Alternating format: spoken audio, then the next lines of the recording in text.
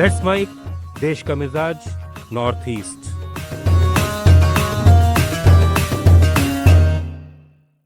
देश का मिजाज खबरें भारत के उत्तर पूर्वी राज्यों से। असम में बीजेपी के बड़े नेता पूर्व केंद्रीय मंत्री और 4 बार सांसद रहे राजेंद्र गोहेन पार्टी छोड़कर असम जातीय परिषद में शामिल हो गए हैं।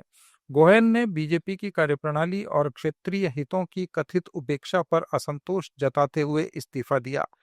पूर्व प्रदेश अध्यक्ष रंजीत दास ने इसे दुर्भाग्यपूर्ण और आश्चर्यजनक बताते हुए कहा कि गोहेन ने पार्टी को मजबूत बनाने में बड़ा योगदान दिया, लेकिन उन्हें धैर्य रखना चाहिए था।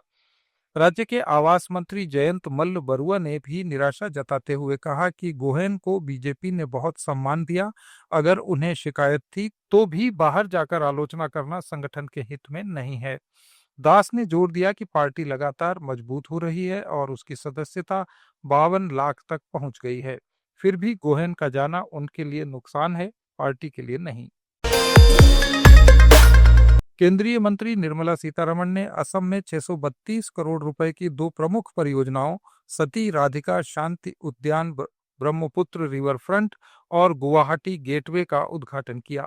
327 करोड़ रुपए की लागत से बने करीब 1.25 किलोमीटर लंबे रिवर फ्रंट में साइकिलिंग ट्रैक, ओपन जिम और बच्चों के खेलने का क्षेत्र है, जबकि 305 करोड़ के फ्लोटिंग टर्मिनल पर 4 बड़ी फेरी नौकाएं उपलब्ध हैं।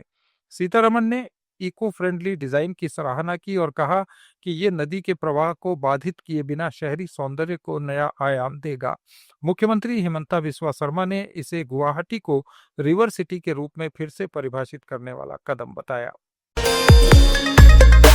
त्रिपुरा में टिपरा मोथा के संस्थापक और पूर्व राज परिवार के वंशज प्रद्योत किशोर माणिक्य देव वर्मा ने अगरतला में मुख्यमंत्री डॉक्टर मानिक साहा से मुलाकात की और राज्य तथा आदिवासी समुदायों से जुड़े कई मुद्दों पर चर्चा की। बातचीत में टिपरासा समझौते के क्रियान्वयन, ट्राइबल ऑटोनोमस डिस्ट्रिक्ट काउंसिल के प्रशासनिक मामलों और आदिवासी कल्याण पर फोकस किया गया। टिपरा मोथा में आंतरिक उथल पुथल के बीच ये बैठक काफी मायने रखती है, जहां पार्टी अब ग्रेटर टिपरालैंड की मांग से पीछे हटकर Tripura tribal areas autonomous district council के चुनाव और समझौते की मांग कर रही है। पहले विश्व युद्ध के दौरान सेवा देने वाले गारो लेबर कोर के सम्मान में मेघालय के तुरा में स्थापित ऐतिहासिक युद्ध स्मारक का नए सिरे से निर्माण और सौंदर्यीकरण कराया जाएगा। सिविल सोसाइटी और गारो हिल्स के प्रमुख नागरिकों से विचार विमर्श के बाद गठित समिति ने इस परियोजना को अंतिम मंजूरी दे दी है। मणिपुर में सुरक्षा बलों और पुलिस ने पिछले 2 दिन में इम्फाल ईस्ट और थौबाल जिलों से 4 सक्रिय उग्रवादियों और एक ड्रग तस्कर को गिरफ्तार किया। इनके पास से पिस्तौल, कारतूस, 60,000 रुपए, गाड़ियां, मोबाइल और 6 किलो गांजा बरामद किया गया। अरुणाचल प्रदेश के ईस्ट सियांग सैनिक स्कूल में 12 साल के छात्र तदु खारो की मौत की पोस्टमार्टम रिपोर्ट पुलिस को मिल गई है। इस मामले में 8 सीनियर स्टूडेंट्स हिरासत में हैं, जिन पर 31 अक्टूबर की रात रैगिंग कर तदु को घंटों प्रताड़ित करने का आरोप है। उसके पिता तदु तानी ने कहा कि उन्हें न्याय चाहिए और जांच जल्दी पूरी हो। बच्चे की बहन का कहना है कि सीनियर्स रात में हॉस्टल में घुसकर तदु को अकेले दूसरे कमरे में ले गए और रैगिंग के नाम पर प्रताड़ित किया। मिजोरम राज्य चुनाव आयोग ने लाई ऑटोनोमस डिस्ट्रिक्ट काउंसिल के चुनाव की तारीखें घोषित कर दी हैं। 3 दिसंबर को मतदान होगा और 12 दिसंबर को प्रक्रिया पूरी हो जाएगी। 7 नवंबर को जारी अधिसूचना के साथ ही पूरे क्षेत्र में आचार संहिता लागू हो गई है।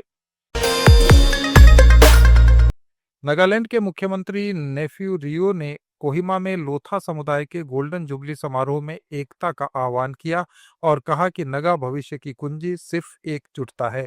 उन्होंने कहा कि जब जंगल में एक साथ खड़े होते हैं तो कोई तूफान उसे तोड़ नहीं सकता। टोकू इमोंग उत्सव के साथ मनाए गए इस आयोजन में रियो ने लोथा होहो की 50 साल की यात्रा को सराहा, पुरखों को याद किया और वोखा जिले को समृद्धि और पर्यटन का केंद्र बताया। आप सुन रहे थे let's mic more than radio. Follow कीजिए हमें हमारे सोशल मीडिया प्लेटफॉर्म्स पर। It's time for news. It's time for more than radio.